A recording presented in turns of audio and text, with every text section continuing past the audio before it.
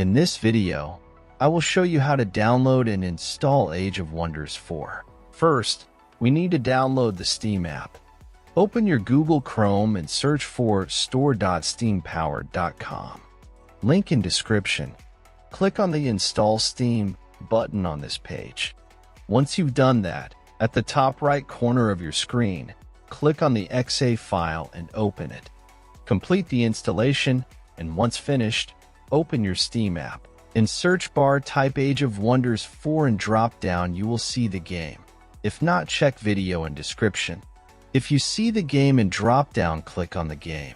Now click on Add to Cart button beside original game. In new pop-up, click on View My Cart. Now click on blue Continue to Payment button. In payment methods, select your preferred payment method and proceed.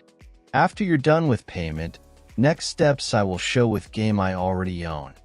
After completing the purchase, go to your library. You can use the search box to find game you just bought or navigate directly to the games category. Next step I will show on game I own. First, click on the game you want to play. Now click Install. Complete installation process. When installation completed, click to play, and that's all.